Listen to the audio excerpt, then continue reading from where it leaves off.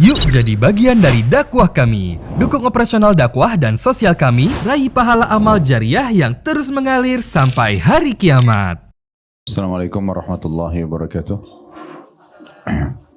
Alhamdulillah, selalu saja lisan kita memuji Allah Subhanahu wa taala atas segala nikmat yang dilimpahkan kepada kita, terutama nikmat Islam dan iman, karena dengannya kita jadi mengenal Tuhan kita Allah, dan dengan mengenal Allah sebagai pencipta satu-satunya semua yang di alam semesta ini dan di bumi ini terjangkau, tidak terjangkau oleh mata kita, maka kita jadi patuh kepadanya dan kita jadi tahu panduan hidup, mana yang dibolehkan, mana yang tidak boleh, mana yang diperintah, disukai dan mana yang dilarang. Dan akhirnya kita punya panduan hidup di dunia ini dan juga kita akan mendapatkan yang terbaik di akhirat sana. Begitu juga dengan nikmat, kesehatan, kesempatan, termasuk bisanya kita duduk di majelis ilmu seperti ini adalah nikmat yang melimpah, yang luar biasa. Selain tentu adanya kemerdekaan, keamanan, semua ini adalah nikmat yang sangat besar. Bagaimana kita tahu saudara-saudara kita sekarang di Palestina yang perlu ya kita renungi bersama-sama dan kita doakan selalu dengan tulus agar Allah Subhanahu wa taala berikan kepada mereka kemenangan, ketentraman, kemerdekaan sehingga bisa mereka rasakan seperti apa yang kita rasakan tentunya, dan semoga Allah jaga kemerdekaan dan keamanan ini selamanya sampai menjelang hari kiamat nanti. Allahumma amin. Dan selanjutnya kita panjatkan salam hormat kita kepada utusan Allah Nabi besar Muhammad sallallahu alaihi wa ala alihi wa sahbihi wasallam, sebagaimana Allah telah memerintahkan kita untuk mengucapkan salam hormat kepada beliau.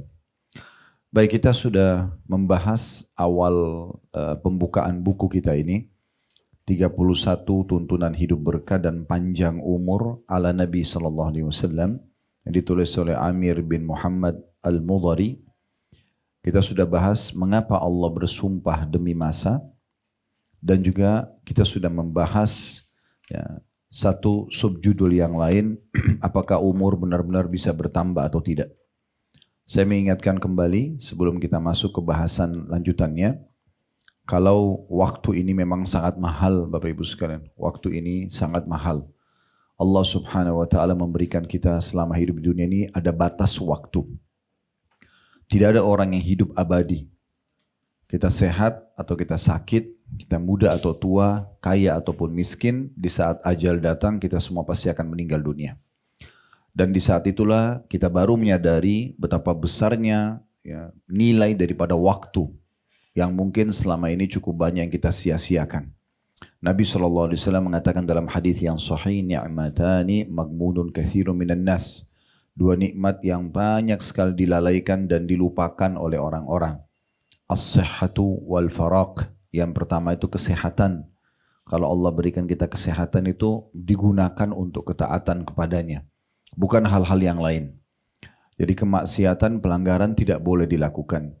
Kesehatan ini seperti mata masih bisa melihat, telinga mendengar, lidah dan bibir masih bisa mengucap dan mengecap, tangan menjamah, kaki melangkah, kemaluan dan segala macam anggota tubuh kita ini masih berfungsi semua dengan baik, kesehatan kita bisa rasakan, maka ini sebuah nikmat yang harusnya digunakan di atas ketaatan. Karena tidak masuk akal sehat dan pikiran yang sehat kalau seseorang telah berbuat baik pada kita, kemudian kita balas dengan keburukan dan pelanggaran. Nah seperti itulah kurang lebih bagaimana Allah Subhanahu wa taala telah berbuat baik kepada kita dengan memberikan kesehatan ini, peluang, kesempatan dan segala macam, lalu kita gunakan justru untuk membangkang kepadanya.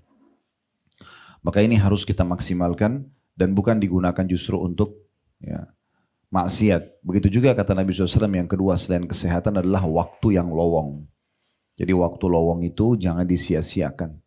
Saya pernah ingatkan dan saya ingatkan kembali Bapak Ibu sekalian, biasanya kita justru kalau lagi waktu lowong, kita malah sibuk mencari kontak. Ya, nama kontak di kontak kita untuk mencari teman kita siapa yang punya masalah, sehingga kita mengatakan pada dia, kamu gak mau curhat ya, sengaja kita mencari permasalahan yang tidak perlu dihadirkan dalam hidup kita, karena mendengar permasalahan orang lain berarti akan menumpuk permasalahan kita, sementara permasalahan kita masih banyak yang belum clear dan selesai. Kalaupun sudah ada yang sudah selesai, maka kita butuh konsisten mempertahankan kenyamanan dan kenikmatan itu, bukan justru kita melahirkan masalah baru. Beda kalau kita ahlinya, itu pun hanya digunakan untuk konsultasi. Masalah agama, konsultasi sama ustadz atau ustadzanya. Suami saya mengucapkan kalimat cerai semalam dalam kondisi dia emosi. Jatuhkah talaknya? Sebatas itu saja misalnya. Atau istri saya tidak sholat. Misalnya suaminya mengatakan, saya sudah ingatkan apa yang harus saya lakukan. Itu konsultasi. Manusia bukan tempat curhat. Begitu juga dengan dokter. Konsultasi saja. Dok, kepala saya sudah sakit selama 3 hari. Apa obatnya? Dokter balik bertanya misalnya, memang seperti apa sakit kepalanya, nyut-nyut kah, atau dan seterusnya. Maka itu tinggal kita jelaskan seperti ini, diambil resepnya lalu minum obat, selesai. Kalau curhat, menceritakan semua prosesi itu, misal dia katakan pada ustadznya, saya mau cerita dulu, 5 tahun yang lalu saya menikah, kemudian ceritanya panjang, sampai ujungnya hanya menanyakan tentang jatuh nggak talaknya kata suami saya semalam. Itu bukan pada manusia. Dok, saya mau cerita dulu dok, sebenarnya saya minggu lalu nggak sakit kepala. Saya baru kemarin nih rasanya sakit kepala, tapi seminggu diceritain dulu sama dia. Nah ini semua tidak diperlukan. Curhat itu dalam Islam hanya kepada Sang Pencipta Allah Subhanahu wa taala. Karena kalau kita sehat, kita lagi merasakan nikmat yang ciptakan kita. Allah yang ciptakan nikmat itu, Allah yang bisa pertahankan hanya Allah. Kalau kita sedang ada masalah, maka yang ciptakan kita Allah, yang ciptakan masalah itu sendiri Allah, yang bisa memberikan jalan keluar hanya Allah. Ini sudah panjang lebar kita paparkan pada pertemuan yang lalu ya. Sehingga kita jangan sia-siakan waktu. Di saat ada waktu lowong justru digunakan untuk beribadah kepada Allah. Paling mulia kalau Bapak Ibu lagi duduk santai di rumah, dengarkan ceramah. Itu paling baik, dengarkan ilmu. Jadi dari ilmu ke ilmu, dari kajian ke kajian yang lain. Kalau Bapak Ibu duduk di kajian seperti ini, sebagaimana nanti akan kita rasakan sendiri insya Allah ke depannya, 1 jam ke depan, pasti kita akan rasakan perbedaan dasar dari awal kita duduk begini dan nanti setelah kita dengarkan ceramah. Akan ada motivasi tersendiri, oh saya harus kerjakan itu ya, oh ternyata begini ya, ada saja hal-hal baru yang kita rasakan dan kita dapatkan, atau ada hal lama yang kita baru termotivasi untuk mengerjakan atau mengulanginya atau menjaganya. Maka itu faedah majelis ilmu, jadi akan hanya mendatangkan manfaat saja. Ilmu agama ini akan menjadi bodyguard buat kita. Kalau kita makin faham agama, maka kita makin terawasi dengan bodyguard kita ini. Mau makan, mau minum, mau bergaul, mau cari pendapatan, mau apa saja, agama akan mengatakan itu boleh atau tidak boleh. Sehingga kita punya panduan hidup. Andai saja kita duduk di majelis ilmu seperti ini Bapak Ibu sekalian, sekali duduk belajar 1 jam misalnya, kepala kita menjadi lebih besar 2 kali lipat dari sekarang. Mungkin repot, karena 10 kali belajar, kepala kita sebesar ruangan ini. Tapi ini tidak. Kalau kita belajar dari masih bayi aja, belum bisa ngomong tapi kita sudah bisa belajar sampai kita meninggal, tidak akan pernah habis kapasitas memori di otak kita.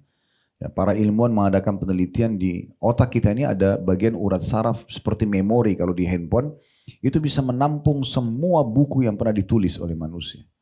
Bukan cuma Al-Quran, bukan cuma mendengarkan ceramah sehari berapa kali, bukan. Jadi banyak memori kita yang sayang, dan kalau orang vakum, dia cuma pakai tidur, malas-malesan, itu banyak sekali ya, yang kapasitas memori dia justru yang mati, yang tidak bermanfaat bagi dia. Itu contohnya, dia harusnya digunakan hal yang bermanfaat. Atau mungkin silaturahim. Ya. Mungkin kita bisa via telepon kepada orang tua, kepada saudara, kepada ponakan. Mungkin kita menjenguk orang sakit. Ya. Mungkin apalah hal-hal yang bermanfaat. Atau minimal kita mengalihkan, kalaupun memang kewajiban kita sudah selesai seperti sholat 5 waktu. Mungkin yang sunnah, sholat sunnah, qobliyah, ba'diyah sudah misalnya. Atau duha dan seterusnya. Nah kita bisa alihkan kepada minimal yang mubah. Mubah ini seperti makan, minum, tidur. Tapi ini pun nanti akan kita titik beratkan di bahasan kita. Kita bisa mengalihkan dia menjadi sesuatu yang sifatnya sunnah. Ya. Kemudian juga sudah kita bahas Bapak Ibu sekalian. Ya. Jadi nanti hati-hati ya. Karena kita sudah bahas surah Al-Mu'minun pada kesempatan yang lalu. Surah nomor 23 ayat 99 sampai 115. Tentang penyesalan orang-orang yang datang nanti pada hari kiamat. Ya, karena mereka menyia-nyiakan waktunya selama di dunia ya. Juga kita sudah membaca surah Al-Asr yang dijelaskan di awal-awal buku kita ini bagaimana seseorang itu nanti akan ya menyesal ya pada hari kiamat karena menyia-nyiakan waktunya. Ingat penyesalan pada hari kiamat itu terjadi pada 3 golongan ya Bapak Ibu sekalian. Yang pertama itu memang orang kafir, orang yang jauh dari Allah Subhanahu wa taala ya. Orang yang kufur ini penyesalan sudah abadi karena mereka masuk neraka selamanya. Yang kedua adalah orang-orang yang penuh waktunya selama hidup dia muslim tapi dengan dosa dan tidak bertaubat. Sehingga akhirnya Allah hukum masuk ke neraka dulu, bersihkan dosanya baru masuk ke dalam surga. Ini juga menyesal karena sesaat di neraka, bukan sehari, sesaat saja. Kata Nabi SAW, didatangkan hari kiamat nanti orang yang paling besar nikmat Allah pada dirinya di dunia, dari mulai lahir sampai meninggal itu di istana raja. Anggaplah dia anak raja misalnya. Sampai dia jadi raja pun dan dia meninggal. Lahir di istana, meninggal di istana. Tapi dia orang kafir. Kata Nabi SAW, didatangkan lalu dicelupkan satu celupan di neraka, lalu dikeluarkan. Ditanya sesaat itu, dicelupkan dikeluarkan. Apa kau pernah rasakan nikmat selama ini? Pernah gak kau bahagia selama ini? Maka dia mengatakan, demi Allah tidak pernah. Hilang semua nikmat itu dengan satu celupan di neraka. Maka sangat konyol kalau ada orang mengatakan, oh gak apa-apa masuk neraka dulu, nanti dibersihkan dosa saya baru saya masuk surga. Tidak usah susah-susah berpikir masalah neraka terlalu jauh. Ambil korek kalau kita mau, ini cuma contoh, bukan saya minta dipraktekin, tapi kita bisa bayangkan. Korek gas yang kecil kalau kita ambil, kemudian kita nyalakan dan kita letakkan jempol kita saja di korek api itu, maka kita akan rasakan panasnya luar biasa. Berapa detik aja. Bagaimana kalau 1 menit mungkin bisa matang, luka bakar tangan kita, butuh operasi dan butuh biaya sekian puluh juta mungkin ya untuk itu. Itu bagaimana dengan api neraka yang dari kepala sampai kaki semuanya api, semuanya siksaan, sebelah kiri kanan orang yang menjerit, orang yang teriak, orang yang histeri. Ini bukan gampang masuk ke neraka. Dan untuk apa kita masuk neraka sementara itu semua memang dimulai dengan pembangkangan. Kenapa kita nggak langsung masuk surga saja yang nikmat, yang memang Allah janjikan dengan segala macam janji yang luar biasa. Kata Nabi SAW, sampai masuk surga tidak akan habis masa mudanya, tidak akan lusuh bajunya, tidak akan buang air besar dan buang air kecil, makanan dan minuman yang dikonsumsi, itu yang tidak dibutuhkan oleh tubuhnya, tidak keluar lagi dalam bentuk kencing dan BAB, tapi dia keluar dalam bentuk keringat yang lebih wangi dari bau kasturi. Jadi di surga itu abadi kenikmatan yang luar biasa. Kata Nabi SAW, didatangkan orang yang paling menderita di dunia, tapi orang beriman. Dicelupkan di surga satu celupan dikeluarkan, begitu dikeluarkan ditanya, kau pernah merasa penderitaan selama ini gak? Pernah gak kau susah selama ini?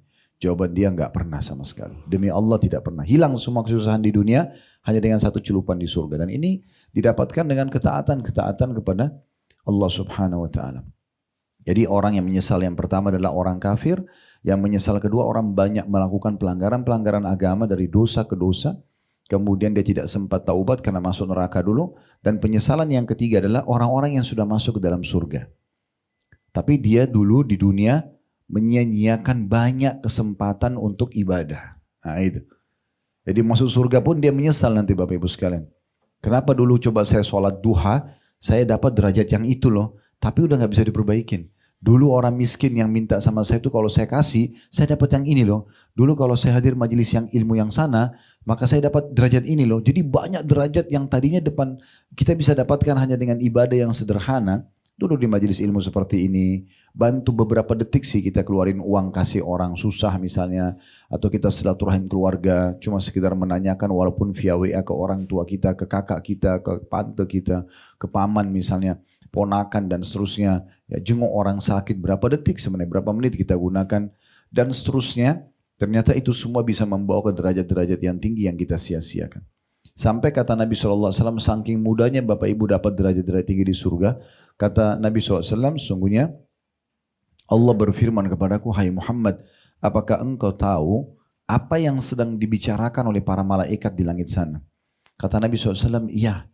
Mereka sedang membicarakan sebagaimana diwahyukan kepadaku tentang amalan yang paling cepat membersihkan dosa-dosa dan paling cepat mengangkat derajat.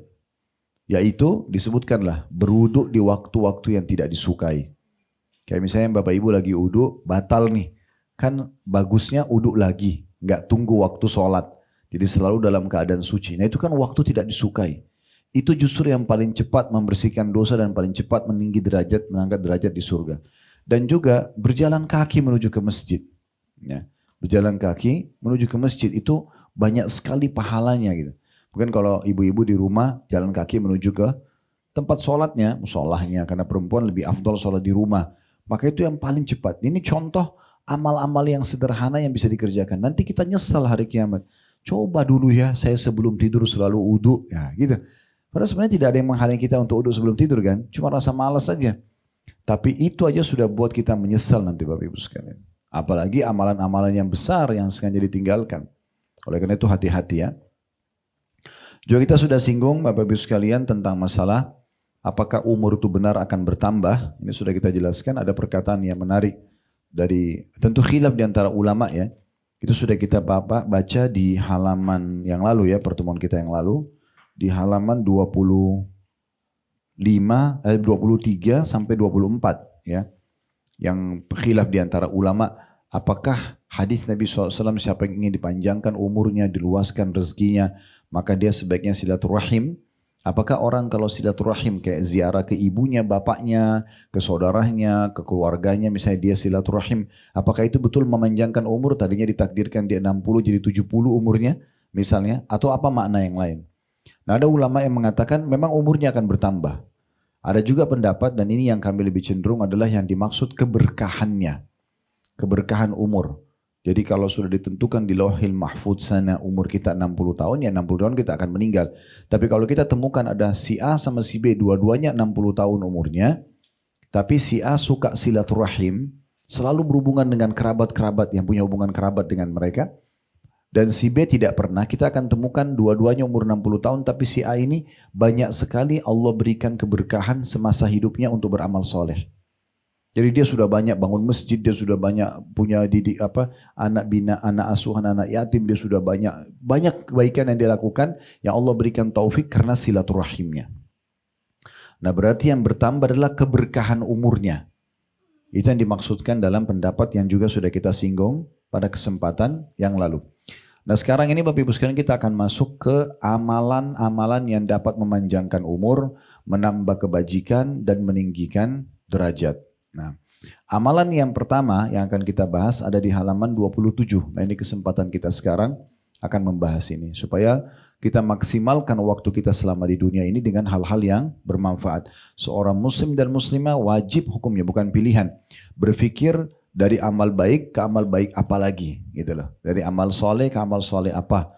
Dari pahala ke pahala apa lagi yang lain. Itu yang harus dia jadikan sebagai target hidupnya. Apalagi kita rata-rata yang sudah hadir pasti sudah banyak melalui suka duka kehidupan ya, 20 tahun, 30 tahun, 40 tahun yang lalu. Ini semuanya adalah hal-hal yang sudah berlalu. Harusnya kita menjadikan hari ini, sekarang yang Bapak Ibu lagi dengar ceramah ini adalah hari emas kita.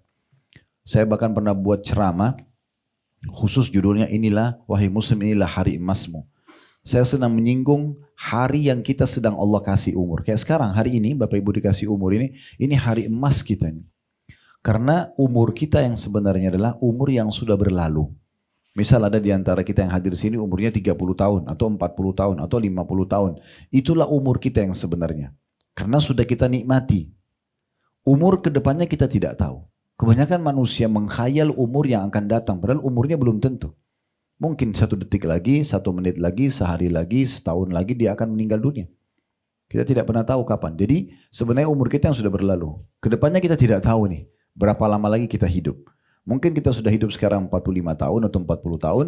Kedepannya mungkin sisa 1 tahun. Kita nggak tahu. Mungkin sisa sehari kan gitu. Berarti umur kita yang sebenarnya sekali lagi umur yang telah berlalu. Nah, kalau Allah masih kasih hari ini umur, ini jangan disia-siakan Bapak Ibu sekalian. Karena bisa saja ini hari terakhir. Kita nggak tahu. Jangan pernah berpikir, oh nanti sakit baru meninggal. Enggak. Saya pernah jelaskan di pertemuan kita yang lalu ya. IGD di rumah sakit itu sangat sedikit. 2-3 ruangan, 4-5 ruangan, atau anggaplah 10 ranjang. Oke, selebihnya berapa banyak ya orang yang hadir di situ dengan orang yang lalang di pinggir atau di depan rumah sakit. Kita akan temukan kalau real kita berbicara, jumlah orang yang lalang di depan rumah sakit yang sehat dengan orang yang jadi pasien di rumah sakit berikut semua stafnya, dokter, perawatnya segala macam, kita akan temukan yang di pinggir jalan lebih banyak. Artinya lebih banyak orang yang meninggal dalam kondisi sehat daripada sakit. Jadi jangan berpikir nanti saya sakit, oh baru saya mendekati kematian. Tidak. Berapa banyak orang yang keluar dari rumahnya sehat kemudian meninggal tiba-tiba. Ini bukan saya takut-takutin, tapi memang faktanya begitu. Dan kita mau jaga kesehatan kita seperti apapun, kalau ajal datang pasti wafat pada saat itu. Gak mungkin tidak.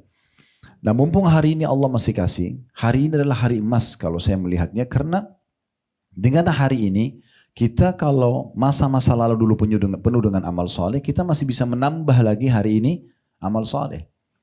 Kalau masa lalu kita ada banyak dipenuhi dengan dosa, hari ini kesempatan taubat.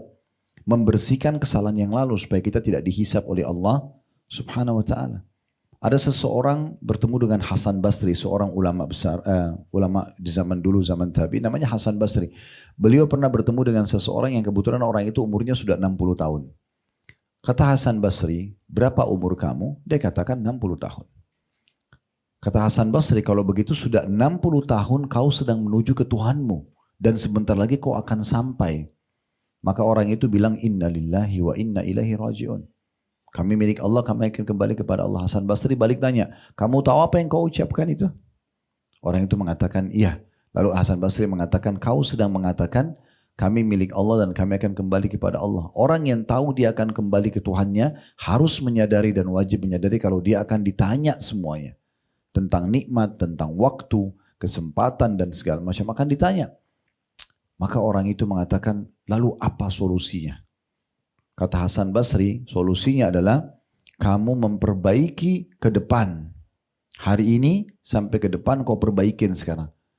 Ya, maka Allah akan maafkan masa lalumu dan memberikan kau balasan dengan kebaikan yang ke depan.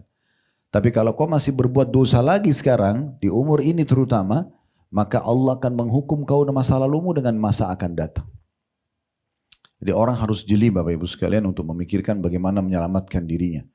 Sadar Bapak Ibu sekalian, terlalu banyak orang yang lebih tampan, lebih cantik, lebih kaya, lebih pintar daripada kita sudah mendahului kita. Tidak usah jauh-jauh, di kota Jakarta, nggak usah di Indonesia. Banyak orang, jutaan mungkin yang sudah hidup sebelum kita, dari masa dulu sebelum berdiri Republika ini, dari masa kerajaan sampai beberapa hari yang lalu mungkin sudah terlalu banyak orang yang meninggal mendahului kita dan mereka sudah menuju kepada Tuhannya. Jangan terus lalai. Jadi kita butuh amalan-amalan untuk kita segera selamatkan diri kita. Satu kesempatan sujud saja atau satu kesempatan ucapkan astagfirullah atau subhanallah itu sangat dirindukan bagi semua jenazah yang dihidupkan. Kalau dihidupkan saat ini. Kalau di hari ini, di detik ini kita ke kuburan lalu ada yang Allah buka kuburannya dan Allah kasih kesempatan hidup. Lalu dia perdengarkan kepada kita pada saat dikasih kesempatan, kamu masih bisa hidup 5 menit lagi, habis itu kamu meninggal. Kita bisa dengarkan nanti apa yang dia inginkan. Saya yakin orang mati itu kalau hidup, atau kita sendiri misalnya, anggap kita pas sekarang melihat malaikat maut dan masih di kesempatan. Umur kau masih kami panjangkan 5 menit lagi. Kira-kira apa yang kita lakukan? Kita masih berpikir kumpul sama teman-teman atau memperbanyak ya mencari makanan kesukaan kita atau bekerja atau apa saja? Saya yakin tidak. Kita akan coba cari amal yang terbaik yang bisa kita lakukan supaya kita pada saat meninggal ini betul-betul dapat maksimal pahalanya atau kita memohon ampun dari dosa-dosa kita. Nah ini faktanya ya. Jadi kita harus betul-betul sadar Bapak Ibu sekalian dan kami para teman-teman dai ini hanya bisa teriak-teriak seperti ini. Ayo bicara Bapak Ibu, ayo sadar, ayo gini. Semua keputusan tangan Bapak Ibu sekalian. Jangan setelah dengarkan sini, oh ya benar sih. Tapi pulang buyar lagi. Digoda lagi oleh syaitan. Tidak lagi fokus dengan amal saleh. Kembali lagi dengan pelanggarannya. Ini berbahaya sekali. Karena Allah subhanahu wa ta'ala itu akan mengajarkan kepada kita dengan cara seperti ini. Allah tidak turunkan malaikat Bapak Ibu sekalian untuk pegang tangan kita. Kamu harus sholat. Kamu harus tutup aurat. Tidak seperti itu. Allah turunkan kitabnya, kita bisa baca. Allah utus Rasulnya, Nabi Muhammad SAW menyampaikan dengan santun dan ramah. Lalu dilanjutkan oleh para ulama dan da'i. Maka beruntunglah orang yang engah, sadar, lalu mengambilnya sebagai sebuah pegangan hidupnya. Dan rugilah orang yang menyanyiakan ini. Dianggap semua seperti angin lalu ya. Sudahlah, meramaikan aja pengajian. Sayang sekali Bapak Ibu sekalian. Saya tinggalkan pekerjaan dan keluarga saya ya di sana. Datang ke sini Bapak Ibu juga, ibu-ibu terutama yang Masya Allah mayoritas hadir. Meluangkan waktunya mungkin ada aktivitas yang ditinggalkan. Bukan hanya untuk seremoni dan testimoni di tempat seperti ini. Bukan hanya sekedar meramaikan. Tapi bagaimana kita mengetahui panduan apa sih yang Tuhan kita sedang perintahkan kepada kita untuk kita amalkan.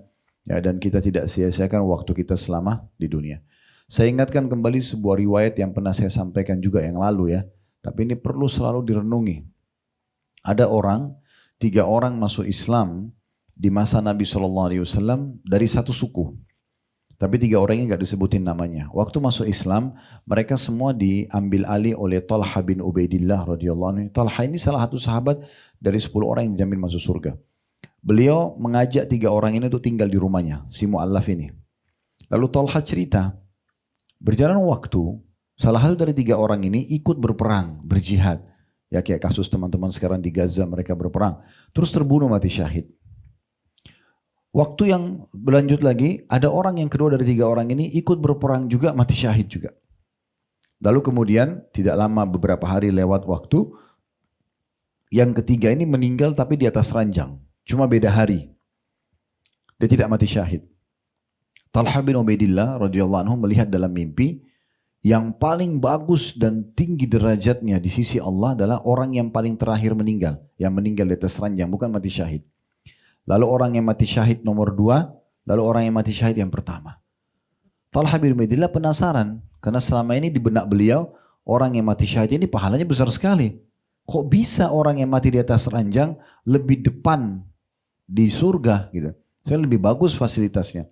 Maka dia penasaran, dia tanya kepada Nabi Muhammad SAW, ya Rasulullah, apa sebenarnya yang terjadi ini? 3 orang yang tinggal di rumah saya, yang pertama mati syahid, yang kedua mati syahid, yang ketiga ini mati di atas ranjang, cuma emang lebih telat matinya. Beda berapa hari aja sama teman-temannya gitu. Kok bisa saya dimimpikan oleh Allah dia lebih depan ya, dan lebih bagus derajatnya di surga. Maka kata Nabi SAW sambil senyum, wahai Talha, mana kau dari sholatnya, dari puasanya, dari ibadah-ibadahnya dalam berapa hari itu? Maksudnya orang yang tadi tidak mati syahid, walaupun dia cuma beda 1 hari saja. Misalnya Bapak Ibu punya teman, Ibu dan Bapak sekarang misalnya umurnya 50 tahun. Ada orang yang seumur sama kita 50 tahun meninggal hari ini. Lalu kita dikasih umur beda sama dia seminggu saja. Minggu depan kita baru meninggal. 1 minggu ini kalau Bapak Ibu pakai sholat, pakai puasa, pakai sedekah, itu udah cukup membedakan antara derajat kita sama saudara kita yang meninggal pekan lalu. Karena mahalnya amal soleh itu. Dalam riwayat yang lain, ada 2 orang bersahabat di masa Nabi Muhammad SAW. Yang satu meninggal mati syahid, mirip kasusnya ya. Disolati oleh Nabi SAW, kemudian pekan depan, 1 minggu saja selisihnya. Pekan depannya, sahabat dekatnya orang yang mati syahid itu meninggal tapi mati biasa. Kemudian Nabi SAW solati juga dengan para sahabat. Apa kata Nabi SAW kepada para sahabat yang hadir mensolati? Bagaimana pendapat kalian tentang orang ini dibandingkan sahabatnya meninggal pekan lalu mati syahid? Umumnya sahabat memahami yang mati syahid pekan lalu lebih bagus. Mereka bilang apa ya Rasulullah? Semoga saja jenazah ini bisa menyusul derajat temannya yang syahid itu. Mudah-mudahan dengan persahabatan mereka nanti mereka sama-sama di surga. Pasti yang itu lebih tinggi dong. Nah, seperti itu bahasa. Lalu kata Nabi SAW, tidak. Sesungguhnya orang yang baru meninggal ini ya dengan temannya yang meninggal pekan lalu mati syahid, beda derajatnya antara langit sama bumi. Lebih tinggi orang yang mati sekarang. Karena dia sempat ibadah 1 pekan saja. Perbedaan dengan temannya. Jadi ini mahal sekali Bapak Ibu sekalian. Makanya saya bilang hari ini kalau Allah masih kasih umur itu hari yang sangat mahal. Kalau masa lalu kita sudah beramal soleh tinggal kita tambah hari ini. Masa lalu kita dosa kita segera taubat supaya tidak ada konsekuensi hukumannya ke depan. Baik, saya akan bacakan di halaman 27. Ini amalan pertama ya. Dari 31 amalan yang dapat memanjangkan umur. Keberkahannya umur itu dan menambah kebajikan kita, tambahan catatan amal soleh dan meninggikan derajat nanti di surga.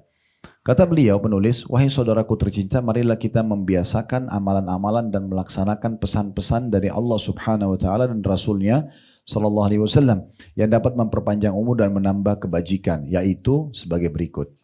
Yang pertama kata beliau, dan ini yang jadi fokusan bahasan kita, carilah pahala dari Allah dalam setiap amalan yang Anda lakukan. Jadi setiap aktivitas kita per detiknya usahakan ada nilai pahalanya. Kata beliau, carilah pahala dalam tidur, makan, minum, dan pekerjaan Anda. Maka Anda akan diberi pahala insya Allah. Pertanyaan sederhana, bagaimana caranya? Tidur, makan, ya, dan pekerjaan kita dalam keseharian kita bisa menilai pahala. Ini kan sebenarnya amalan-amalan mubah Bapak Ibu ya. Karena kan makan itu mubah. Sudah tahu mubah ya. Bapak Ibu kerjakan tidak dapat pahala, tidak dikerjakan juga tidak dapat dosa. Itu definisinya mubah. Ya kan kita ada 5 ya.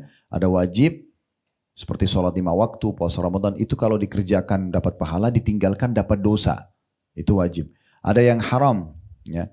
Haram ini kalau dikerjakan berdosa, ditinggalkan dapat pahala. Ada peluang zina, mencuri. Kita tahu haram, kita tinggalkan. Ya, kalau dikerjakan dapat dosa, kalau kita tinggalkan berarti dapat pahala. Ada yang makruh, makruh itu dikerjakan tidak berdosa, tapi kalau ditinggalkan dapat pahala.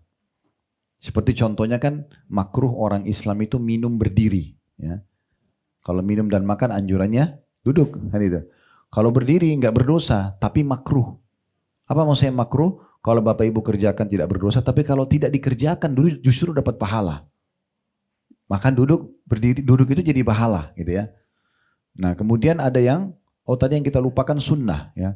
Sunnah itu dikerjakan dapat pahala, ditinggalkan tidak berdosa. Seperti sholat duha, puasa Senin Kamis, dikerjakan dapat pahala, ditinggalkan tidak berdosa. Nah yang terakhir itu mubah. Mubah itu dikerjakan tidak dapat pahala, ditinggalkan juga tidak berdosa. Nah contohnya makan, minum, tidur, mandi. Semua ini mubah. Nah tetapi ini yang ingin disinggung oleh penulis, ini semua yang mubah-mubah aja, Bapak Ibu bisa ubah menjadi pahala. Menjadi sunnah. Bagaimana caranya? Niatkan untuk memberikan hak jasad. Jadi kalau makan itu bukan cuma sekedar hilangin lapar. Karena yang ciptakan kita Allah, yang datangkan rasa lapar itu sebagai sinyal tubuh kita butuh nutrisi, itu adalah Allah. Yang pandu kita, obatnya lapar itu makan, tidak bisa yang lain. Tidur tetap lapar, bergerak tetap lapar, harus makan. Itu adalah Allah yang pandu kita. Sehingga kita niatkan makan ini memberikan hak jasad. Ini berubah hukum dari mubah menjadi sunnah. Nah ini poin penting ya. Seperti haus, bukan hanya sekedar minum, bukan cuma sekedar hilangkan dahaga. Tapi yang kita sadari dan kita renungi, yang ciptakan saya Allah, yang ciptakan rasa dahaga itu Allah, yang pandu saya hilangkan dahaga minum adalah Allah. Gak bisa ke yang lain, harus minum. Kalau kita hanya sekedar hilangin haus, mubah. Tapi kalau kita niat memberikan hak jasad, Allah lah yang telah memberikan saya rasa haus ini dan juga saya minum untuk memberikan hak jasad, maka berubah menjadi sunnah. Mandi, bukan hanya sekedar hilangkan gerah. Tapi bagaimana kita niat untuk memberikan hak jasad kita. Karena Allah amanahkan jenazah aja sudah jelas-jelas akan dimakan tanah. Tubuhnya dengan tanah kan gitu. Tapi tetap dimandikan apalagi orang yang masih hidup. Dan Allah memberikan kita rasa segar pada saat kita mandi. Supaya kita mandi. Dan Allah berikan rasa tidak nyaman pada saat gerah. Supaya jangan kita biasakan diri seperti itu. Nah kalau diniatkan semua yang mubah-mubah ini untuk kita memberikan hak jasad. Maka secara otomatis akan menjadi sunnah. Sama juga ibu-ibu di rumah misalnya. Mungkin pekerjaan sederhana, rapiin rumah, ya bersihin rumah, cuci piring misalnya. Atau kalau yang pakai PRT di rumah mungkin bisa minta tolong misalnya disuruh lakukan begini ya Mbak, buat seperti ini misalnya Ibu atau apa kita bilang. Kemudian niatnya untuk merawat rumah. Itu semua bisa dari mubah menjadi sunnah. Dengan kita niat untuk menjaga amanah harta yang sedang Allah berikan kepada kita, rumah itu misalnya, ya. Atau kalau rumah yang suami amanahkan ini untuk mentaati suami misalnya, karena untuk menjaga supaya kebersihan bisa selalu terjaga, kenyamanan ada dan seterusnya. Maka bisa berubah dari mubah menjadi sunnah. Nah, ini yang beliau maksudkan. Lalu kemudian masuklah dia penulis merincikan lebih dalam lagi. Setelah beliau bilang carilah pahala dalam tidur, makan, minum dan pakai dan pekerjaan Anda. Tentu di sini juga makan, minum, tidur, ini mandi segala macam ini juga bisa ditambah selain niat untuk memberikan hak jasad, juga jangan lupa ikutin doa-doanya ya. Seperti kan kalau mau makan, sunnahnya makan tangan kanan dan minum ya. Itu apa susahnya sih pakai tangan kanan sudah dapat pahala. Terus baca bismillah gitu kan. Dengan minum dan usahakan tidak tarik nafas dan hembus nafas di minuman tersebut ya. Jadi angkat bismillah dan suaranya usahakan Bapak Ibu dengar karena biasa setan buat kita lupa. Sederhana ucapin bismillah. Tapi seakan-akan kita sudah ucapin padahal tidak. Saya sering bilang gitu sama anak-anak saya di rumah. Bismillah. Ya. Bilang, ucapin gitu, terdengar. Bismillah, kita sendiri dengar. Setelah itu jangan tarik nafas dan bernafas itu lepasin dulu. Kemudian alhamdulillah. Kalau mau minum lagi bisa ulangi bismillah. Abdullah bin Umar radhiyallahu anhu itu kadang-kadang dalam satu gelas bisa sampai 10 kali mengulangi bismillah. Dan 10 kali bilang alhamdulillah. Untuk raih pahalanya aja. Kan sebenarnya kita ucapin bismillah sekali bisa. Tapi beliau ingin cari pahala. Bismillah dilepas alhamdulillah. Dapat pahala 2. Bismillahnya pahala, alhamdulillahnya pahala. Kemudian pada saat mau dia ngobrol nih, minum lagi bismillah, lepas lagi alhamdulillah. Begitu terus ya. Maka ini pahala yang luar biasa bisa dapatkan dari amal-amal yang sederhana gitu ya. Sama juga dengan pada saat kita mandi tadi. Kan ada doanya pada saat masuk kamar mandi. Ya, doa keluar kamar mandi. Masuk kamar mandi, a'udzubika minal khubuthi wal khaba'ith. Ya Allah, lindungi aku dari setan perempuan dan setan laki-laki. Kalau keluar kita membaca, masuk dengan kaki kiri kamar mandi, keluar dengan kaki kanan, baca gufranak, pengampunanmu wahai Tuhanku. Kata para ulama, kenapa kita kalau keluar kamar mandi baca gufranak, pengampunanmu wahai Tuhanku? Karena sementara mungkin kita tidak buat dosa di kamar mandi. Kata ulama, karena umumnya orang di kamar mandi itu tidak beraktivitas ibadah. Maka waktu yang terbuang itu dianggap butuh pengampunan. Kayak orang duduk di kloset, kita kan tidak bisa zikir, maaf ya, nggak bisa zikir, nggak bisa baca Quran karena lagi di kloset, memang nggak boleh berzikir. Berarti ada, misalnya kita habisin waktu 10 menit, 15 menit di kloset itu. Nah ini butuh pengampunan sendiri. Kenapa kita pakai waktu kita pada hal yang tidak ada ibadahnya, maka kita bisa baca atau kita baca gufranak pada saat keluar dari kamar mandi misalnya. Nah seperti itulah seterusnya. Nah jadi kita ikuti dengan tambahan-tambahan seperti ini. Ya.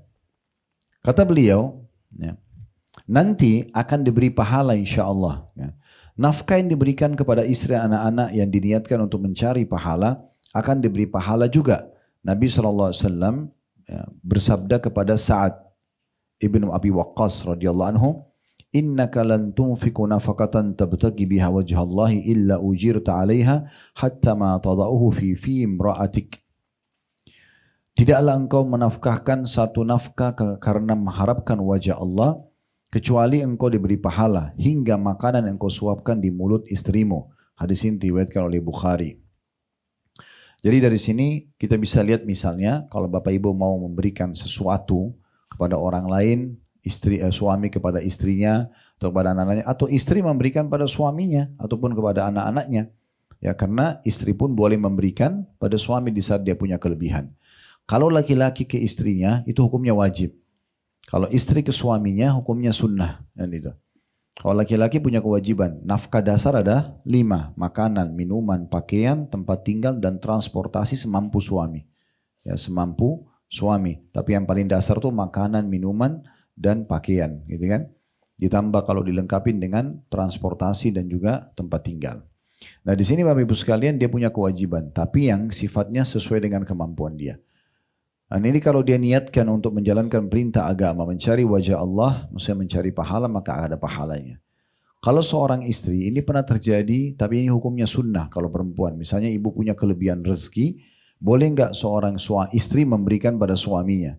Terjadi pada Zainab radhiyallahu anha. Ini seorang wanita mulia di masa Nabi SAW. Dia wanita kaya menikah dengan seorang laki-laki yang miskin namanya Abdullah bin Mas'ud radhiyallahu anhu. Lalu dia bilang, saya punya uang nih, saya mau keluarin. Dia bilang sama suaminya, saya ingin sekali memberikan kepada anda saja. Tapi perlu saya tahu dulu, hukumnya boleh nggak sih? Kan selama ini yang ditahu adalah suami yang kasih ke istri. Sekarang istri yang mau kasih suami boleh nggak? Maka kata istrinya, boleh nggak anda tanyakan ke Rasulullah? Karena Abdullah bin Mas'ud sebagai suami punya harga diri, dia mengatakan jangan saya yang nanya. Lebih baik kamu yang nanya. Soalnya nanti kesannya kan kayak ego, kok dia yang mau dikasih uang, dia yang bertanya gitu ya. Maka pergilah Zainab ke rumah Nabi SAW untuk menanyakan tentang hukum tersebut. Kebetulan di depan rumahnya Nabi SAW ada wanita lain juga dari Ansar yang kaya, punya masalah yang sama. Dia ingin memberikan kepada suaminya. Maka berkumpullah 2 orang Zainab di depan rumah Nabi SAW untuk menanyakan hukum tersebut. Ringkas cerita, riwayat cukup panjang. Lalu kata Nabi SAW, kalau engkau memberikan kepada suamimu, engkau akan mendapatkan 2 pahala sekaligus. Pahala sedekahnya dan pahala silaturahimnya. Boleh. Begitu juga dengan orang tua berikan kepada anak. Semua ini akan ada nilai pahalanya selama diniatkan karena Allah Subhanahu wa taala. Jadi sampai sepotong makanan pun yang kita taruh di mulut pasangan kita atau anak kita, begitu juga dengan orang-orang di luar sana, orang miskin segala macam. Kita misalnya memberikan sembako, ya, beras misalnya orang-orang miskin, atau Bapak Ibu saya sarankan kalau bisa sudah punya kantong sedekah bulanan, ya gitu. Misalnya kayak rumah anak yatim, sudah ada yang diblok gitu ya. Anak yatim ini berapa orang kita jadi ibu asuh atau ayah asuhnya misalnya ya. Karena kata Nabi SAW, ana wa kafilu yatim kahataini fil jannah, saya dengan sponsor anak yatim seperti ini di surga. Jadi dekat sekali ya. Dekat sekali posisi kita di istana Nabi SAW nanti di surga kalau kita menjadi sponsor anak yatim. Anak yatim adalah anak-anak yang belum balik yang ayahnya meninggal. Kalau ibunya meninggal tidak dikatakan yatim. Ya, kalau ayah meninggal baru yatim. Nah pahalanya didapatkan kalau dia belum balik. Ya, tidak boleh nenek-nenek kakek-kakek ngaku yatim. Bantu saya itu nggak benar. Ya. Jadi ini belum balik saja. Contoh, tapi kita sudah blok nih. Ini rumah anak yatim ada berapa sih? Oh ada 200 orang. Butuh berapa berasnya 1 bulan? 100 kilo. Udah dari saya aja deh. Setiap bulan kita rutin transfer misalnya. Nah, contoh saja ya. Ya, mungkin sumber yang lain, masjid misalnya atau musola dekat rumah Bapak Ibu sekalian. Kenapa kita nggak ambil alih, udah pembayaran listriknya dari saya aja deh. Toh orang azan, ya, iqamah, orang imam membaca memandu sholat, kan kita panen pahalanya. Ya. Ada program yang kami lagi kembangin juga insya Allah itu, kita coba meletakkan di setiap masjid, ya. Itu juga kita buka donasinya kalau Bapak Ibu berminat untuk menyiapkan air bersih. Tabung filter digali di masjid, di setiap RT mungkin ya kita gali, dapat air bersih, terus pasangin filter seperti yang isi ulang ya. Nah, pakai filter, nanti ditaruh di masjid, semua warga sekitar itu boleh ambil gratis. Karena kata Nabi SAW waktu ditanya sedekah apa yang paling afdal, beliau mengatakan suqyal ma, memberikan minum ke orang lain. Contohnya yang itu. Dan apa sajalah kesempatan-kesempatan kita untuk bisa meraih amal soleh, kerjakan, ya, kerjakan. Dan ingat Bapak Ibu sekalian, kadang-kadang Allah Subhanahu wa taala datangkan seseorang untuk memberikan kita pahala, jadi jangan kita mulai dengan suudzon atau sangka buruk. Kadang-kadang kita lagi butuh sekali uang misalnya, tapi ada orang lain kerabat kita minta uang juga. Sini kita bertemu dalam jiwa kita antara bantu tapi saya butuh, cuman orang ini kok nggak tahu diri ya, saya lagi butuh tapi dia minta. Sebenarnya jawabannya adalah kalau kita bantu orang ini maka urusan kita di sana akan dimudahkan. Ya. Cuma banyak orang tidak paham masalah itu. Dia mohon sama Allah diberikan jalan keluar, Allah datangkan dulu ujian. Nah ujian itu kalau dia lalui nanti dia akan dapat solusinya. Ya. Berapa banyak orang penyakitnya sembuh gak jadi dioperasi karena ternyata ada orang di masa-masa dia kritis itu justru minta bantuan, dibantu sama dia, Allah sembuhkan penyakitnya tanpa harus operasi misalnya. Nah ini harus kita peka melihat sinyal-sinyal dari Allah Subhanahu wa taala. Baik itu masalah pemberian uang ya. Dan ini cara yang terbaik Bapak Ibu sekalian untuk bisa meraih ya, pahala juga dari harta yang sudah Allah amanahkan kepada kita. Dan dalam memberikan sedekah ini selalu ingat rujukannya surah Saba, surah nomor 34 ayat 39 ya. Potongan ayatnya Allah Subhanahu wa taala berfirman surah Saba surah nomor 34 ayat 39, "Wa ma anfaqtum min syai'in fahuwa yukhlifu." Semua yang kalian infakkan ya di jalan Allah, maka pasti Allah akan menggantinya. Pasti Allah akan menggantinya. Jadi makin besar kita keluarkan jalan Allah, makin besar juga balasannya, ya, makin besar juga balasannya. Baik, selanjutnya amal baik itu banyak sekali kata beliau. Di antaranya menyebarkan dan menjawab salam. Nah ini juga penting ya. Jadi Bapak Ibu hidupkan salam dan lengkap ya. Assalamualaikum warahmatullahi wabarakatuh. Lengkap. Kenapa lengkap Ustaz? Karena ini masing-masing punya makna doa, masing-masing punya pahala. Pernah ada sahabat masuk ke dalam masjid kemudian mengatakan begini, Assalamualaikum. Nabi lagi duduk dengan sahabatnya semua. Artinya semoga keselamatan dunia akhirat tercurahkan untuk kalian. Lalu Nabi SAW jawab dan Nabi mengatakan lahu asyarah. Orang ini dapat 10 pahala. Gak lama kemudian datang orang kedua mengatakan Assalamualaikum warahmatullah. Dia tambah warahmatullah. Lalu Nabi SAW jawab, Nabi mengatakan lahu ishrun. Orang ini dapat 20 pahala. Ternyata Assalamualaikum itu 10 pahalanya. Kalau ditambah warahmatullah 10 lagi. Gak lama kemudian ada orang ketiga datang, dia baca lengkap. Assalamualaikum warahmatullahi wabarakatuh. Assalamualaikum, semoga Allah berikan keselamatan untuk anda dunia akhirat. Warahmatullah, semoga rahmat. Rahmat itu karunia, rezeki. Terlimpah kepada anda. Wabarakatuh, dan semoga selalu berkah. Berkah itu artinya cukup. Mencukupi. Ya. Orang ini baca lengkap, lalu Nabi SAW jawab, Nabi mengatakan lahu thalathun. Orang ini dapat 30 pahala. Kenapa kita sia-siakan diri kita? Kehilangan pahala.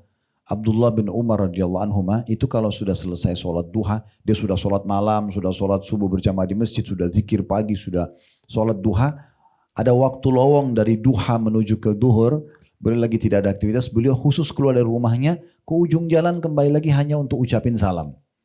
Karena ingin ngejar pahalanya. Sayang sekali. Sekarang kita kasih contoh suami istri misalnya. Kenapa enggak ucapin salam? Walaupun via WA, walaupun via telepon. Darurat pun salam dulu. Assalamualaikum. Misalnya suami bilang sama istrinya, semoga keselamatan dunia akhirat untukmu. Warahmatullah, semoga rezeki Allah selalu melimpah untukmu. Wabarakatuh, semoga kau tercukupi. Istri jawab lagi, waalaikumsalam, semoga juga keselamatan dunia akhirat untuk anda. Gitu kan? Warahmatullah, semoga Allah berikan anda rezeki. Wabarakatuh, dan semoga keberkahan Allah berikan. Itu luar biasa. Kalau satu hari kita ngobrol suami istri 5 kali, 6 kali via WA, via telepon, berapa banyak doa yang bisa kita saling berbagi. Sekarang begitu juga dengan ketemu sama anak-anak. Ngobrol sama anak-anak misalnya. Ya, kenapa nggak ucapin salam? Saya lihat ini Bapak Ibu sekalian di Saudi hidup sekali. Gitu ya. Contoh misalnya saya kalau selama 7 tahun saya tinggal di Madinah dulu. Dari SMA sampai S1 dulu. Dari tahun 90 sampai 98 kurang lebih ya. Waktu itu hampir semua teman-teman Saudi yang saya datang di Madinah berkunjung ke rumah mereka. Itu kami kalau datang, kalau laki-laki ada ruang tamu sendiri, perempuan ada ruang tamu sendiri. Kami dipandu laki-laki ke ruang tamunya, si laki-laki yang temui kami suaminya. Gitu kan. Kalau ada tamu perempuan masuk ke ruangan perempuan, nanti yang temui istrinya gitu. Nah pokoknya kami masuk ke ruang tamu laki-laki ini, pertama kami datang, kami ucapin salam, lalu disambut, dijawab salam sama mereka, habis itu kami dipersilakan masuk ke ruang tamu laki-laki. Setelah ngobrol beberapa saat, biasanya tuan rumah ini masuk ke dalam untuk ngambil apa yang dia mau sajikan buat tamu gitu ya.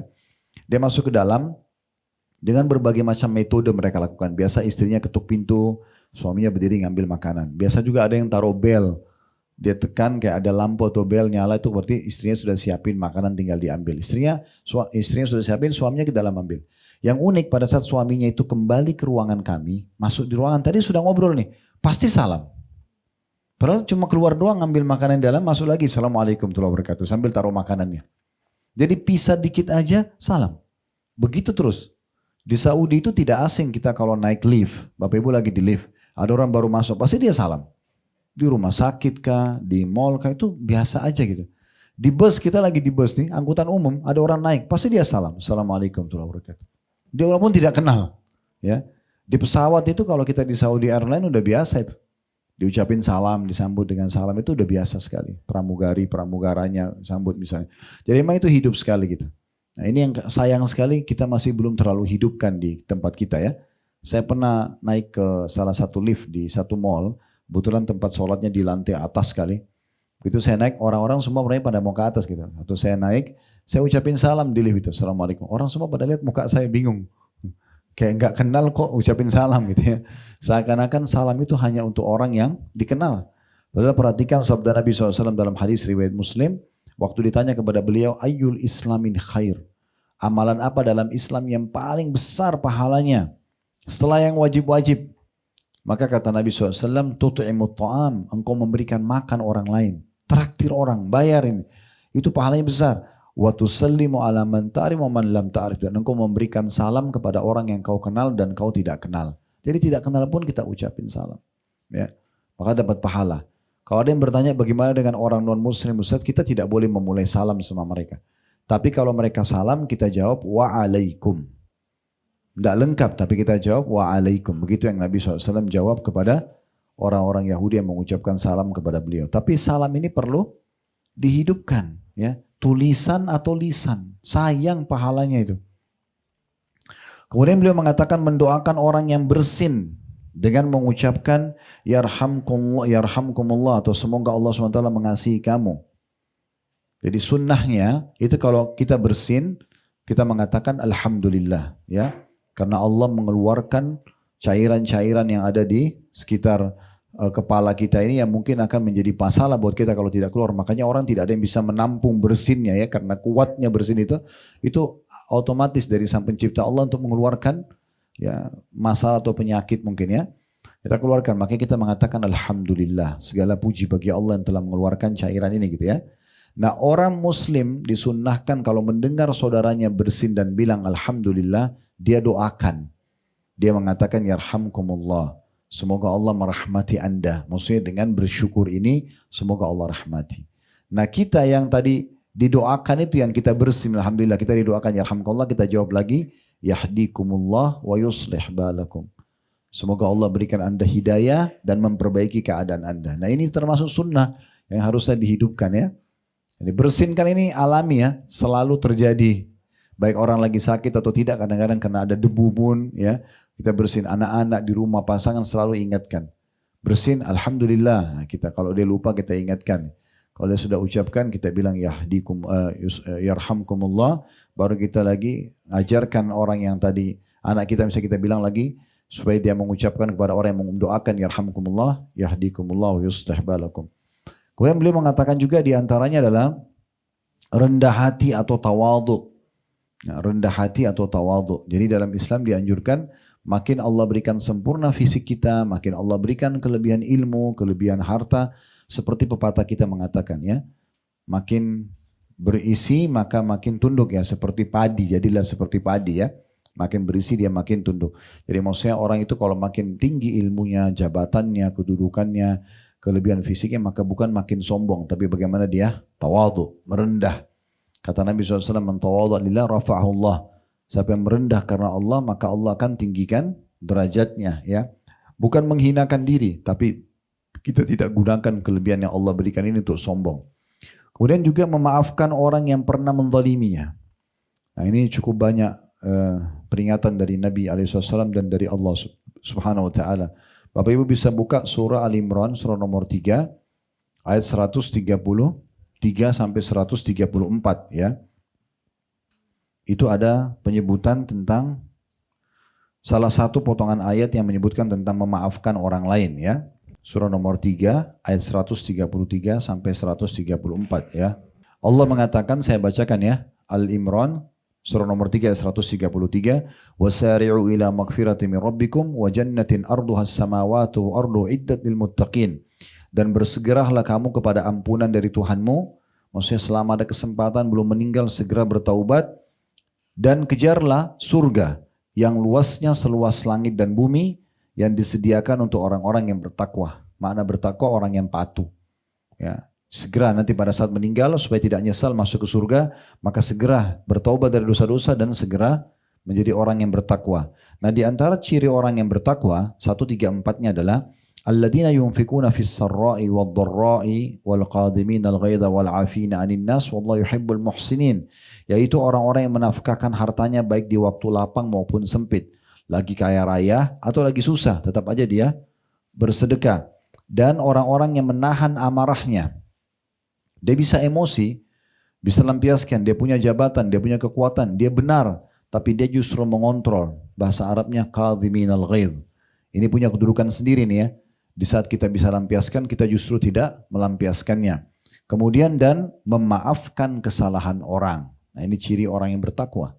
Memang berat orang zalimi kita memaafkan ya. Tapi ini perintah Allah SWT. Dan Allah menyukai orang-orang yang berbuat kebajikan. Nah ini ciri orang-orang ahli surga, nah dibalas surga ya. Ada juga 135-nya tapi ini sudah berhubungan tambahan ya. Saksi bahasan kita tadi yang memaafkan orang lain. Saya bacakan juga 135-nya sekaligus.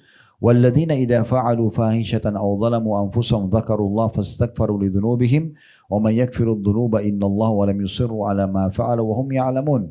Yaitu orang-orang yang apabila mengerjakan perbuatan keji dan atau menganiaya diri mereka, maksudnya buat dosa ya, maka mereka ingat kepada Allah dan memohon ampun terhadap dosa-dosa mereka, dan siapa lagi yang dapat mengampuni dosa selain daripada Allah, dan mereka tidak meneruskan perbuatan keji itu sedangkan mereka mengetahuinya. Nah di ayat 136-nya dipastikan dengan semua itu tadi ya, dia bisa mengontrol emosinya, suka bersedekah, mengontrol emosinya, kemudian dia memaafkan orang lain, dan dia kalau berbuat dosa dia segera kembali kepada Tuhannya. Di 136-nya Allah bilang ulaika jazaohum maghfiratu min rabbihim wa jannatun tajri min tahtiha al-anharu khalidina fiha wa ni'ma ajrul amilin. Mereka itu adalah balasannya ampunan dari Tuhan mereka dan surga yang di dalamnya mengalir sungai-sungai sedang mereka kekal di dalamnya, dan itulah sebaik-baik pahala orang yang beramal. Saksi bahasan kita tadi di 134-nya wal afina 'anin nas, dan orang-orang yang suka memaafkan orang lain. Selanjutnya kita kembali ke buku kita, dan berbuat baik kepada orang yang telah berbuat jahat kepadanya. Maksudnya tidak membalas kejahatan dengan kejahatan. Jangan orang gibah kita balas dengan gibah. Dia dosa, kita dosa. Jangan orang fitnah kita balas dengan fitnah. Dia dosa, kita dosa. Ya. Jadi jangan balas keburukan dengan keburukan. Tetap aja kita baik. Ya, walaupun orang itu berbuat buruk. Ya. Kemudian di sini dikatakan semua perkara ini bila dikerjakan seorang muslim karena ketaatan kepada Allah dan niat baik mengharapkan wajah Allah semata, tidak dilakukan sekedar kebiasaan atau kamuflase saja, maka ia akan mendapatkan pahala. Bahkan ketika seorang muslim menggauli istrinya pun, hubungan biologis suami istri pun, ini contoh yang lain didatangkan oleh beliau, ya, ia akan mendapatkan pahala karena Nabi SAW mengatakan fi budi ahadikum sadaqah. Persetubuhan salah seorang dari kalian adalah sedekah. Jadi semua bisa nilai pahala, termasuk hubungan interaksi biologis suami istri. Ini ada sebab hadisnya Bapak Ibu sekalian ya. Karena pernah ada sahabat-sahabat miskin datang kepada Nabi SAW mengatakan begini, ya Rasulullah, sahabat-sahabat kami yang kaya mengalahkan pahala kami. Karena kami sholat, mereka sholat, kami puasa, mereka puasa, tapi mereka punya kelebihan harta yang mereka sedekahkan, kami nggak punya harta untuk kami sedekahkan. Tunjukkan kepada kami amalan yang bisa menyamai pahala sedekah mereka. Kata Nabi SAW, Allah berikan kalian banyak sekali sumber pahala selain bab sedekah itu. Lalu Nabi bilang, di antaranya di kemaluan kalian ada sedekah. Ada pahala besar. Bergaul suami istri. Maka para sahabat tadi bertanya, wahai Rasulullah, apakah salah seorang di antara kami ketika melampiaskan syahwatnya akan mendapatkan pahala? Seakan-akan mereka bertanya, wahai Rasulullah, mengapa ketika seorang laki-laki menyetubui istrinya dan mendapatkan kelezatan serta kenikmatan ia mendapatkan pahala? Sedangkan ia bertujuan mendapatkan kelezatan dan kenikmatan. Maka Nabi SAW menjawab, Ara'aitum la wada'a fil haram kana alaihi wizir, fakadhalika idha wada'a fil halali kana lahu ajr. Bagaimana pendapat kalian kiranya ia melampiaskannya dalam keharaman, kalau zina? Apakah ia mendapatkan dosa? Tentu jawabannya iya, karena orang zina kan dosa. Maka Nabi SAW begitu pula bila ia melampiaskan dalam kehalalan, maka ia akan mendapatkan pahala. Ya, jadi maksudnya hubungan biologis saja bisa kita mendapatkan kenikmatan sekaligus pahala. Ya. Tapi kalau diniatkan memang untuk ya menjalankan sunnah Nabi SAW. Pernah ada dua riwayat ini perlu saya sampaikan ya. Karena memang tidak selamanya orang dalam rumah tangga itu selalu ingin berhubungan biologis. Mungkin ada saatnya dia jenuh, dia emosi, dia lagi tidak mood dan segala macam. Nah, kalau orang lagi mood, lagi segala macam mungkin sudah umum orang lakukan. Ya. Tapi tinggal diniatkan untuk mengerjakan sunnah Nabi SAW sehingga bukan cuma kenikmatan tapi dapat pahala sunnahnya. Maka pernah terjadi seorang wanita datang kepada, ini riwayat pertama yang saya ingin sampaikan, ada seorang wanita datang kepada Ummul Mukminin Aisyah radhiyallahu anha dan dia mengatakan,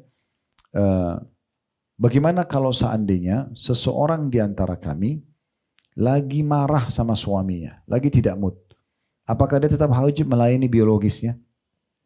Kata Aisyah, iya. Bahkan seseorang di antara kalian kalau sudah di atas tunggangannya, kalau kita sekarang sudah naik mobil dan sudah mau pergi, dipanggil suaminya dia harusnya menjawab. Kenapa? Karena dia sedang bukan masalah suaminya tapi sedang menjalankan perintah Tuhannya. Nah, gitu. Itu kalau perempuan. Kalau laki-laki, pernah ada orang datang kepada Imam Ahmad dalam satu riwayat mengatakan, apakah kami bisa mendapatkan pahala di saat kami lagi tidak mood sama istri, tapi harus memenuhi kebutuhan biologis dia. Kata Imam Ahmad, iya, kamu bisa niat untuk memberikan hak dia atau niat untuk mendapatkan keturunan darinya. Semua tetap ada pahalanya. Ya. Dan boleh kita garis bawahi Bapak Ibu sekalian, biasanya syaitan justru menghiasi biologis yang haram. Di saat orang maaf dengan pacarnya malah dia semangat untuk biologis tersebut, tapi kalau sama pasangan halal dia selalu dibuat dikelabui oleh syaitan, jenuh, bosan dan segala macam. Karena syaitan tidak mau kita mendapatkan pahala. Ya. Rumah tangga itu akan langgeng ya, 50-70% kalau persentasenya di saat biologisnya sehat. Di saat biologisnya rusak maka akan terganggu 50-70% rumah tangga itu. Makanya syaitan kadang-kadang buat cuma marahan sedikit saja, udah nggak biologis 2-3 hari, bahkan 1 minggu, ada yang sampai 1 bulan. Ini semua adalah pintu-pintu syaitan yang ingin membuka pintu-pintu kerusakan dalam rumah tangga tersebut. Oleh karena itu, dalam Islam dianjurkan justru mengejar pahalanya di situ. Baik, sebagai penutup, kata beliau di sini di halaman 29 ya, sebagian salaf maksudnya orang terdahulu sebelum kita, mengatakan tidurnya orang mukmin, makan dan minumnya, semua itu adalah amal-amal soleh yang pahalanya akan mengalir padanya bila diniatkan sebagai ketakwaan dalam ketaatan kepada Allah Subhanahu wa ta'ala. Baik, kita akan lanjutkan insya Allah pertemuan akan datang nanti di poin yang kedua, sambunglah silaturahim dengan kerabatmu. Semoga apa yang kita bahas hari ini bermanfaat buat kita semua teman-teman sekalian. Saya mengajak Bapak Ibu sekalian untuk selalu mendukung channel kami ini, channel dakwah. Bagi yang belum ikut yang hadir di sini offline, bisa di YouTube dengan cara subscribe, like dan juga loncengnya. Itu insya Allah bisa diikutin. Jadi setiap kalau diklik loncengnya, Bapak Ibu akan dapat notifikasi dari kami kalau setiap ada informasi baru. Di Instagram, di Facebook, juga di TikTok bisa di follow. Dan bisa diambil potongan-potongan ceramah cukup banyak. Kami sudah potong seperti ceramah 1 jam ini, kami sudah potong jadi 1 menit, itu banyak sekali di Instagram. Bisa diambil, di share di grup-grupnya. Ini insya Allah Bapak Ibu juga punya andil dalam dakwah bersama kami. Kami juga punya yayasan sedekah kreatif, bergerak di cukup banyak kegiatan sosial. Mungkin teman-teman di depan ada konternya. Kegiatan yang tadi kami tawarkan, kalau sempat kita bahas ya, kegiatan sosial cukup banyak. Bisa datang ke medsos atau nanti tanya teman-teman di luar, ada banyak flyer kami, kegiatannya cukup banyak, ada masjid, rumah anak yatim, sebarin Quran, sebarin buku dan segala macam ya. Itu insya Allah bisa dilihat juga aktivitas kami di medsos ada. Kami juga ada tadi travel Uhud Tour yang umroh ada bersama saya, dan juga kalau pas waktunya tidak sama saya ada program kami setiap pekannya insya Allah, atau setiap 2 pekan sekali ada penerbangan, bisa mencas kembali iman kita di depan Ka'bah, beribadah kepada Allah Subhanahu wa taala. Dan umrah dan haji ini salah satu penyebab rezeki yang selalu bertambah. Itu ada bahasan sendiri nanti insya Allah dalam masalah haji dan umrah. Itu saja mungkin Bapak Ibu sekalian, kalau ada benar dari Allah, kalau ada salah dari saya mohon dimaafkan. Subhanakallahumma bihamdika asyhadu an la ilaha illa anta astaghfiruka wa atubu ilaik. Wassalamualaikum warahmatullahi wabarakatuh.